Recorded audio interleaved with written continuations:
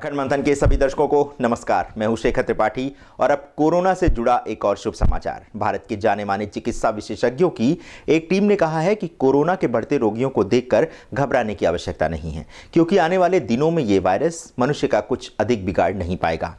ये अधिक से अधिक सर्दी जुकाम जैसा ही होगा, जो सामान्य औषधियों से ही ठीक हो जाएगा। National institute of traditional medicine के निदेशक डॉक्टर देवप्रसाद चट्टोपाध्याय का कहना है कि आने वाले समय में कोरोना सामान्य फ्लू की तरह हो जाएगा। देश के विभिन्न राज्यों में कोरोना संक्रमण के तथ्यों का विश्लेषण करने के पश्चात यही निष्कर्ष सामने आया है। ये वायरस मात्र ऊपरी श्वसन तंत्र को ही प्रभावित कर रहा है। ऐसा तभी हो रहा है क्योंकि बहुत से मरीजों में कोरोना के गंभीर लक्षण दिखाई नहीं दे रहे हैं एवं उन्हें सामान्य सर्दी जुकाम जैसी ही समस्याएं हो रही हैं।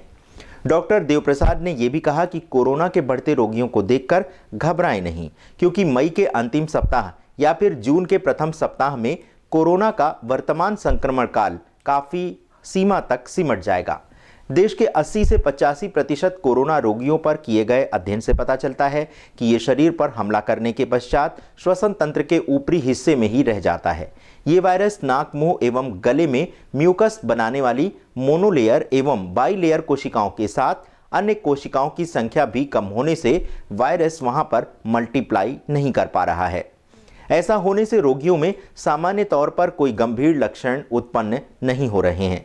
ऐसे रोगियों को एसिम्प्टोमेटिक कहा जाता है। वैसे कई केसों में देखा गया है कि कोरोना के संक्रमण के साथ साथ जब कोरोना रोगियों के शरीर में व्याप्त पहले के रोग के लक्षण मिल जाते हैं तो स्थितियां और गंभीर हो जाती हैं। शरीर की कमजोर रोग प्रतिरोधक क्षमता के कारण भी स्थितियां गंभीर हो रही हैं, किंतु चिंता की बात नहीं है। हमारे देश के कोरोना रोगियों की तुलना अमेरिका, फ्रांस, इटली एवं ईरान जैसे देश के कोरोना रोगियों से नहीं की जानी चाहिए, क्योंकि भारत में मात्र 10 से 15% रोगियों में ही गंभीर लक्षण पाए गए हैं। प्रोफेसर देवप्रसाद के अनुसार कोरोना वायरस शरीर की कोशिकाओं को ही निशाना बनाता है एवं अभी इसके जीवन चक्र को लेकर कोई स्पष्ट निष्कर्ष सामने नहीं आया है। फिलहाल अभी इसके जीवन चक्र को 21 दिन का माना गया है। वैसे अधिकतर लोग आज नहीं तो कल इस वायरस से संक्रमित हो सकते हैं, लेकिन इसमें अच्छी बात यह होगी कि इस वायरस को लेकर धीरे धीरे सभी के शरीर में इम्यूनिटी बढ़ जाएगी और ये वायरस मात्र सर्दी जुकाम की तरह ठीक होकर रह जाएगा। इसलिए सावधान रहें, किंतु घबराएं मत, क्योंकि धैर्य है तो प्राण है। और अब आपको बताते हैं कि भारत में कोरोना महाविनाश की तरह क्यों नहीं बढ़ रहा। इसके पीछे भी कई कारण हैं। पहला तो ये है कि हमारी विषम जलवायु है, हमें इस बीमारी से लड़ने में सहायता कर रही है। वैसे छींक या थूक से निकलने वाले ड्रॉपलेट से ये संक्रमण फैलता है, लेकिन गर्मी अधिक होने से ये ड्रॉपलेट्स बाहर निकलने के बाद सूखने लगते हैं।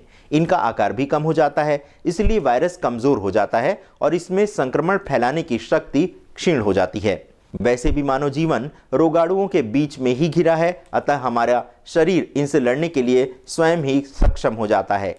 एक दूसरा कारण BCG वैक्सीन है, जो हम में से हर भारतीय को बचपन में लगाई गई है।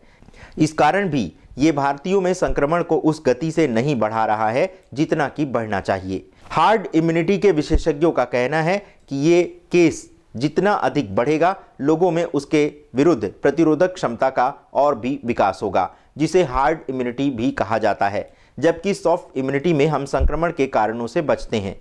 तो कोरोना मात्र एक चेतावनी है कि हमें अपने शरीर को खान-पान और अच्छा बनाना है, अपने सोचने की सकारात्मक शक्ति को बढ़ाना है, किसी के विषय में नकारात्मक दृष्टिकोण छोड़ना है, क्योंकि कहीं ना कहीं दूसरों के प्रति विकसित किया गया हमारा नकारात्मक सोच पहले हमें प्रभावित करता है, बाद में किसी और को। तो जीवन की चिंता करें, किंतु ये भी सोचें कि जिसने ये जीवन दिया है उसे भी हमारी चिंता होगी। धन्यवाद इस विशेष प्रसारण को देखने के लिए।